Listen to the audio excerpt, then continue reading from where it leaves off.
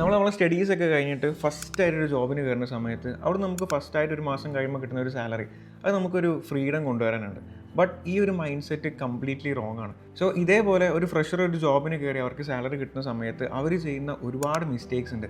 But ഇതുവരെ realise ചെയ്യാൻ വേണ്ടിയിട്ട് ഒരുപാട് വർഷങ്ങൾ എടുക്കുന്നുണ്ട്. സോ ഇന്നത്തെ വീഡിയോയിൽ ആസ് എ ഫ്രഷർ നിങ്ങൾക്ക് പുതിയതായിട്ടൊരു പൈസ ഒരു ഏണിങ്സ് കിട്ടുന്ന സമയത്ത് നിങ്ങൾ ചെയ്യാൻ സാധ്യതയുള്ള 5 മിസ്റ്റേക്സ് ആണ് പറഞ്ഞു തരാൻ പോകുന്നത്. സോ നമ്മൾ 5 കാര്യത്തിലേക്ക് കടക്കുന്നതിന് മുന്നായിട്ട് ഈ 5 മിസ്റ്റേക്സിന് കൂടെ നമ്മൾ 5 സൊല്യൂഷൻസും പറഞ്ഞിരുന്നുണ്ടാവും. ഇവിടെ നിങ്ങൾ ശ്രദ്ധിക്കേണ്ട കാര്യം എന്താ വെച്ചാൽ ഇതിൽ പല മിസ്റ്റേക്സും അല്ലെങ്കിൽ പല സൊല്യൂഷൻസും കേൾക്കുന്ന സമയത്ത് ഇത് സിമ്പിൾ അല്ലേ, ഇത്ര ഉള്ളൂ എന്ന് തോന്നാം.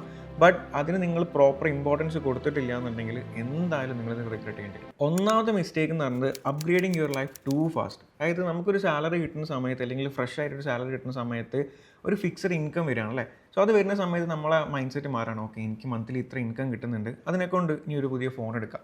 അല്ലെങ്കിൽ ഇവർ ഇത്രയും കാലം ബസ്സിന് വന്ന ആൾക്കാർ പിന്നെ ക്യാബ് വിളിക്കാൻ തുടങ്ങും, അല്ലെങ്കിൽ ഊബറിൽ ബുക്ക് ചെയ്തിട്ട് വരാൻ തുടങ്ങും. അല്ലാന്നുണ്ടെങ്കിൽ ഇവർ പുതിയ ഷൂസ് എടുക്കുക. അതായത് ഇവർ എക്സ്പെൻസ് പെട്ടെന്നാണ് വലിയ രീതിയിലേക്ക് മാറുന്നത്. സോ ഇതിനുള്ള സൊല്യൂഷൻ എന്ന് പറയുന്നത് എല്ലാ ആൾക്കാരും കോമൺലി പറയുന്ന ഒരൊറ്റ കാര്യമാണ്, ബട്ട് പല ആൾക്കാർക്കും ചെയ്യാൻ പറ്റാറില്ല. നമ്മളൊരു സാധനം വാങ്ങണമെന്നുണ്ടെങ്കിൽ അറ്റ്ലീസ്റ്റ് നിങ്ങൾ ആ ഒരു സാലറി 1 മന്ത് നിങ്ങളെ അക്കൗണ്ടിൽ കിടക്കട്ടെ. എന്നതിന് ശേഷം ഒരു 1 മന്ത് കഴിഞ്ഞിട്ട് നിങ്ങൾക്ക് ആ ഒരു വാങ്ങാനുള്ള ടെൻഡൻസി അപ്പോഴും ഉണ്ടെന്നുണ്ടെങ്കിൽ നിങ്ങൾ എന്താക്കുക, അതിനെപ്പറ്റി തിങ്ക് ചെയ്യുക. അല്ലാണ്ട് ഒറ്റയടിക്ക് എനിക്കിത് വാങ്ങണം ആഗ്രഹം ഉണ്ടെന്നുണ്ട് നേരെ പോയിട്ട് എന്താക്കരുത്, നിങ്ങൾ ആ ഒരു പർച്ചേസിങ് നടത്തരുത്. Mistake number 2, not saving before spending.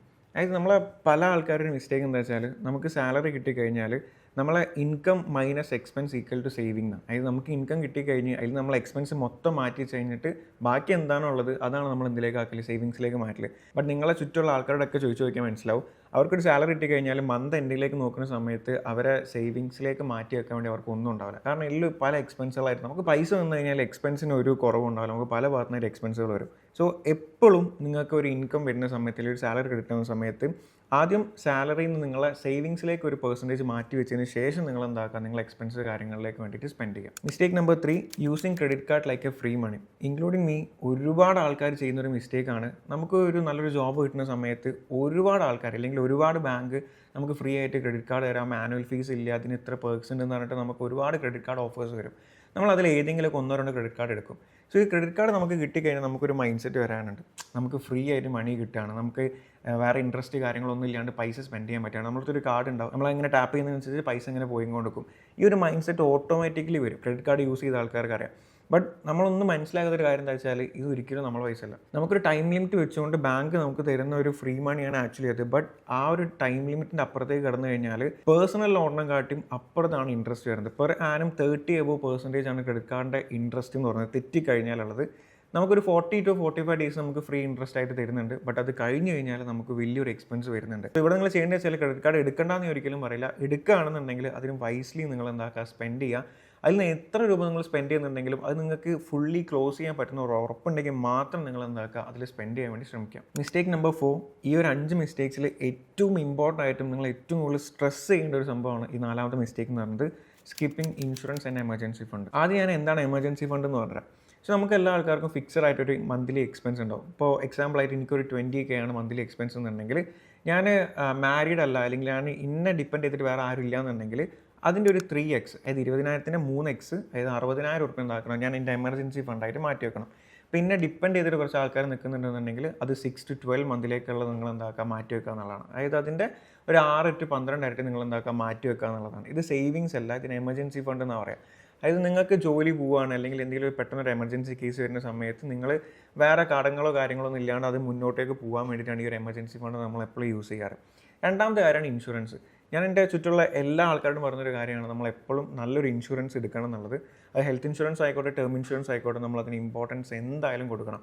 കാരണം ആലോചിച്ച് നോക്ക്, നമ്മൾ പ്രതീക്ഷിക്കാതെ ഏതൊരാളാണെന്നുണ്ടെങ്കിലും ഇവരെ കയ്യിൽ നിന്ന് വലിയൊരു എമൗണ്ട് പോകുന്നൊരു സിറ്റുവേഷനാണ് ഹോസ്പിറ്റൽ കേസ് വരിക. എന്തെങ്കിലും ഒരു ആക്സിഡൻറ്റോ എന്തെങ്കിലും ഒരു ഹോസ്പിറ്റൽ കേസ് വരികയാണെങ്കിൽ ഒരു വലിയ എമൗണ്ട് നമുക്ക് അവിടേക്ക് പോകുന്നുണ്ട്. സോ ഇവിടെ ഇയർലി നമ്മളൊരു 5,000 സ്പെൻഡ് ചെയ്യുകയാണെന്നുണ്ടെങ്കിൽ ഒരു വർഷത്തേക്കുള്ള നമുക്ക് ഒരു 5 ലക്ഷത്തിൻ്റെയൊക്കെ ഇൻഷുറൻസ് നമുക്ക് സുഖമായിട്ട് കിട്ടും. സോ അതിലൊരു ഇൻഷുറൻസ് എടുത്ത് വെക്കുകയാണെന്നുണ്ടെങ്കിൽ നമുക്കൊരു ധൈര്യം വരാനുണ്ട്. ഇപ്പോൾ പേഴ്സണലി ഞാൻ എക്സ്പീരിയൻസ് ചെയ്യുന്ന കാര്യം, ഇപ്പോൾ ഞാൻ ഇതേപോലെ തന്നെ ഒരു ഇൻഷുറൻസ് എടുത്ത് വെച്ചതിനെ കൊണ്ട് എൻ്റെ ഫാമിലിക്ക് മൊത്തം എടുത്ത് വെച്ചതിനെ കൊണ്ട് എന്തെങ്കിലും ഒരു എമർജൻസി ആയിട്ട് നമുക്കൊരു ഹോസ്പിറ്റൽ കേസ് വരികയാണെന്നുണ്ടെങ്കിൽ നമുക്കൊരു ധൈര്യം. ഇല്ലെങ്കിൽ ആ ഒരു സമയത്ത് നമ്മളെ ഫാമിലീൻ്റെ കൂടെ നിൽക്കേണ്ട സമയത്ത് നമ്മൾ പൈസയ്ക്ക് വേണ്ടിയിട്ട് പല സ്ഥലത്തും ഓടി നടക്കായിരിക്കും ഉണ്ടാവുക. സോ എമർജൻസി ഫണ്ടിന് വേണ്ടിയിട്ടും ഇൻഷുറൻസിന് വേണ്ടിയിട്ടും നിങ്ങളുടെ സാലറീൻ്റെ ഒരു എമൗണ്ട് നിങ്ങൾ എന്തായാലും മാറ്റി വെക്കാൻ വേണ്ടി ശ്രമിക്കുക. 5ാമത്തെ മിസ്റ്റേക്കാണ് never learning how money actually works. നിങ്ങൾ പൈസ കിട്ടി തുടങ്ങുന്ന സമയത്ത് നിങ്ങൾ എന്തായാലും ഇമ്പോർട്ടൻസ് കൊടുക്കേണ്ട ഒരു കാര്യമാണ് പൈസ എങ്ങനെയാണ് വർക്ക് ചെയ്യുന്നത് ആക്ച്വലി നിങ്ങൾ പഠിക്കുക. ഇതൊരിക്കലും നിങ്ങൾ വലിയ പേഴ്സണൽ ഫൈനാൻസോ അല്ലെങ്കിൽ വലിയ ട്രേഡിങ്, ഇൻവെസ്റ്റ്മെൻറ്റ് ഇതൊന്നും പഠിക്കണമെന്ന് ഞാൻ പറയുന്നില്ല. ബേസിക് ആയിട്ടുള്ള പൈസ എന്താണ് ഇൻകം, എന്താണ് എക്സ്പെൻസ്, ഇത് പ്രോപ്പറായിട്ട് എങ്ങനെയാണ് നമ്മൾ ട്രാക്ക് ചെയ്യാം. ബേസിക് പേഴ്സണൽ ഫൈനാൻസ് ജസ്റ്റ് യൂട്യൂബിൽ നോക്കി കഴിഞ്ഞാൽ ഒരുപാട് സ്ഥലങ്ങൾ കാണാൻ പറ്റും. നിങ്ങൾ അതെന്താക്കുക, പഠിക്കുക. അത് ജസ്റ്റ് മനസ്സിലാക്കി വെക്കുക. കാരണം നിങ്ങളുടെ അടുത്ത് വരുന്ന പൈസ എങ്ങനെ വരുന്നത്, അതെങ്ങനെ പ്രോപ്പറായിട്ട് സ്പെൻഡ് ചെയ്യണം, ഇങ്ങനത്തെ ഒരു ബേസിക് നോളജ് ഇല്ലാന്നുണ്ടെങ്കിൽ നിങ്ങളുടെ അടുത്ത് പൈസ നിൽക്കില്ല. നമ്മൾ ഈ ലോക്കലി വരുന്ന കാര്യമാണ് ഓട്ടക്കൈ എന്നുള്ളത്. ഈ ഓട്ടക്കൈ ആയിട്ട് പോകും. നമ്മളെ പൈസ നമ്മുടെ അടുത്ത് എവിടേക്കാണ് പോകുന്നത് നമുക്ക് മനസ്സിലാവില്ല. സോ ഇതിന് മൊത്തത്തിലൊന്ന് റീക്യാപ്പ് ചെയ്യുകയാണെന്നുണ്ടെങ്കിൽ നമ്മൾ ആദ്യം പറഞ്ഞ കാര്യം upgrading your life too fast, അത് വലിയൊരു മിസ്റ്റേക്കാണ്. രണ്ടാമത് പറഞ്ഞ കാര്യം നോട്ട് സേവിങ് ബിഫോർ സ്പെൻഡിങ്, സേവിങ്ങിന് ഇമ്പോർട്ടൻസ് കൊടുക്കുക എന്നുള്ളതാണ്. മൂന്നാമതാണ് using credit cards like a free money, ഒരു കാരണവശാലും നിങ്ങൾ എന്താക്കരുത്, ചെയ്യാൻ പാടില്ല. നാലാമതാണ് skipping insurance and emergency fund, very important ആയിട്ടുള്ള കാര്യമാണ്. And fifth one never learning how money actually works.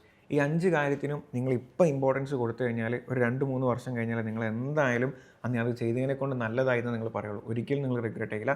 നിങ്ങൾ ഈ 5 കാര്യത്തിന് നിങ്ങൾ ഇപ്പം നെഗ്ലക്റ്റ് ചെയ്ത് കൊണ്ടുപോകണമെന്നുണ്ടെങ്കിൽ എന്തായാലും നിങ്ങൾ ആ സമയത്ത് റിഗ്രറ്റ് അടിക്കുന്നുള്ളത് ഉറപ്പാണ്. സോ നിങ്ങളെ ഫ്രഷ് ജോബിലാണ് നിൽക്കുന്നതെന്നുണ്ടെങ്കിൽ, നിങ്ങളെ ഫ്രഷ് മണി നിങ്ങൾ ഏൺ ചെയ്തുകൊണ്ട് നിൽക്കുകയാണെന്നുണ്ടെങ്കിൽ, ഞാൻ ഈ പറഞ്ഞ 5 കാര്യത്തിൽ അറ്റ്ലീസ്റ്റ് ഒരു 3 എണ്ണത്തിന് നിങ്ങൾ ഇമ്പോർട്ടൻസ് കൊടുക്കുകയാണെന്നുണ്ടെങ്കിൽ എന്തായാലും കുറച്ച് കാലം കഴിഞ്ഞ് കഴിഞ്ഞാൽ നിങ്ങളതിന് നല്ലതേ പറയുള്ളൂ. ഈ ഒരു ടോപ്പിക് അല്ലെങ്കിൽ ഈ ഒരു വീഡിയോ നിങ്ങൾക്ക് ഇഷ്ടമായിട്ടുണ്ടെന്നുണ്ടെങ്കിൽ ഈ വീഡിയോ എന്തായാലും ലൈക്ക് ചെയ്യുക. ഇതുപോലുള്ള വീഡിയോസ് കിട്ടാൻ വേണ്ടി ഈ ഒരു ചാനൽ സബ്സ്ക്രൈബ് ചെയ്തേക്കുക. എന്തെങ്കിലും ഡൗട്ട് ഉണ്ടെന്നുണ്ടെങ്കിൽ ഒന്ന് കമൻറ്റ് ചെയ്താൽ മതി. നമ്മൾ എല്ലാ കമൻറ്റ്സും വായിച്ചിട്ട് അതിനൊക്കെ റീപ്ലൈ തരുന്നതായിരിക്കും. So thanks for watching. See in the next video. By.